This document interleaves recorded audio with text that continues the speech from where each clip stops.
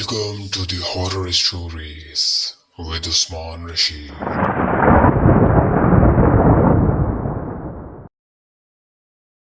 You are listening horror stories with Usman Rashid. تمام سننے والوں کو السلام علیکم. امید کرتا ہوں سب ساتھ خیریت سے ہوں گے. آج کا واقعہ ہمیں فیضان نے بھیجا ہے، جن کا تعلق لاہور سے ہے. واقعے کی طرف بڑھنے سے پہلے اگر آپ نے چینل کو سبسکرائب نہیں کیا تو سبسکرائب کر دیں. یہ لکھتے ہیں کہ کئی سالوں پہلے یہ واقعہ ان کے والد کے ساتھ پیش آیا. ان کے والد اور دادا کی ایک مٹھائی کی دکان ہوا کرتی تھی آج سے کئی سالوں پہلے، لیکن وہ دکان چھوٹی تھی تو دادا نے مٹھائی کی پروڈکشن کے لیے ایک ایسی دکان شہر سے کچھ فاصلے پر لی جو کہ کافی بڑی تھی اور اس کا کرایہ بھی کم تھا، اور یہی سوچا کہ اس نئی دکان پر ساری رات مٹھائی کی پروڈکشن ہوا کرے گی اور صبح اس مین شاپ پر آ جایا کرے گی. میرے دادا اس مین شاپ پر ہوا کرتے تھے جبکہ والد پوری رات اس پروڈکشن والی شاپ پر ہوا کرتے تھے. والد صاحب بتاتے ہیں کہ دکان کھلنے کے 15 دن بعد ایک رات تقریباً 3 بجے کسی نے دروازے پر دستک دیا. میرے والد نے جا کر دیکھا اور دروازہ کھولا تو سامنے ایک 7 فٹ کا آدمی کھڑا ہوا تھا، اور اس آدمی نے ڈائریکٹ یہ کہا کہ مجھے مٹھائی چاہیے. جس پر میرے والد نے کہا کہ ہم یہاں مٹھائی بیچتے نہیں ہیں، بلکہ یہاں صرف پروڈکشن ہوتی ہے. ہماری مین شاپ ہے شہر میں، وہاں مٹھائی بیچتے ہیں. جس پر اس آدمی نے کہا کہ میں آپ کو بڑا آرڈر دوں گا، لیکن اس سے پہلے آپ مجھے مٹھائی چیک کروائیں. جس پر والد صاحب نے اس کو کہا کہ آپ اندر آئیں، اور ایک چھوٹا سا ڈبہ اس کو لا کر دے دی جس میں 2 مٹھائی کے پیسز تھے. جس پر اس آدمی نے کہا کہ مجھے 20 کلو مٹھائی دو. میرے والد نے کہا آپ نے کہا چیک کرنی ہے. اس آدمی نے کہا نہیں، مجھے 20 کلو ہی چاہیے، 20 کلو کی ابھی ہاتھ کے ہاتھ پیمنٹ کروں گا. والد نے کہا کہ چلیں ٹھیک ہے. پھر والد نے اس کے 5 کلو کے 4 ڈبے بنا دیے اور کہا کہ اگر آپ گاڑی میں آئے ہیں تو میں گاڑی میں رکھوا دیتا ہوں. جس پر اس نے کہا کہ نہیں، میں لے جاؤں گا. تیسرے دن وہ آدمی پھر آیا اور پھر اس نے کہا کہ 20 کلو مٹھائی چاہیے. جس پر والد نے پوچھا کہ آپ اتنی ساری مٹھائی کا کرتے کیا ہیں؟ اس نے کہا کہ آپ یہ چھوڑیں، مجھے 20 کلو مٹھائی دیں، میں آپ کو پیمنٹ کروں گا.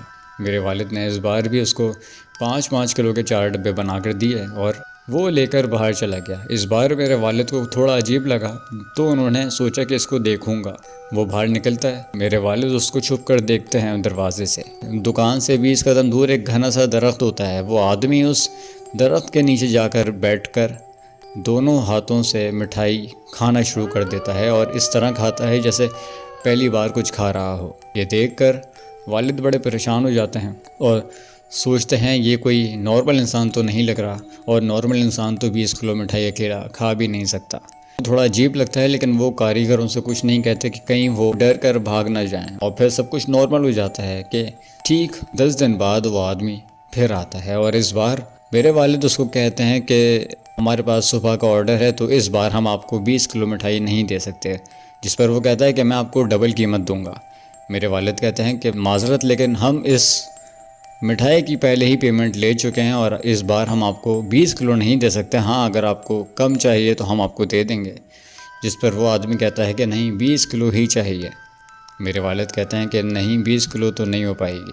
میرے والد کو تھوڑا ڈر لگتا ہے لیکن وہ منع کر دیتے ہیں. وہ آدمی غصے سے غراتا ہے اور چلا جاتا ہے. اسی شاپ میں ایک چھوٹا سا روم ہوتا ہے جس میں مٹھائی ٹھنڈی کرنے کے لیے یہ لوگ رکھتے ہیں، اور اس روم کے باہر آ کے چائے پی رہے ہوتے ہیں. 2-3 گھنٹے گزرتے ہیں کہ رات کے ٹھیک 4 بجے زور سے دروازہ بند ہونے کی آواز آتی ہے. 2 کاریگر اور میرے والد اٹھ کر جاتے ہیں اور چیک کرتے ہیں تو وہ دروازہ اندر سے بند ہوتا ہے. یہ چابی کی مدد سے بھی کھولنے کی کوشش کرتے ہیں لیکن دروازہ نہیں کھلتا.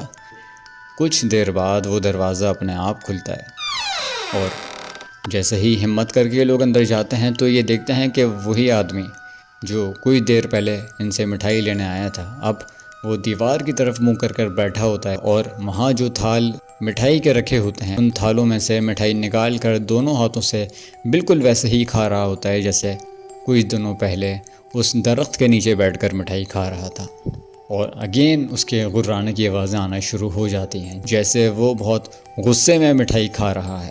یہ منظر دیکھ کر میرے والد اور وہ دونوں کاریگر وہاں سے سب چھوڑ چھاڑ کر چلے جاتے ہیں.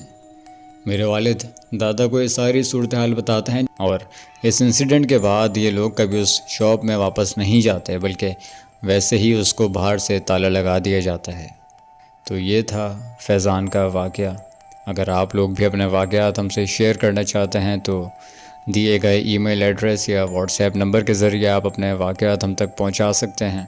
چینل کو سبسکرائب کرنا مت بھولیے گا، اپنا بہت زیادہ خیال رکھیے گا۔ اللہ حافظ۔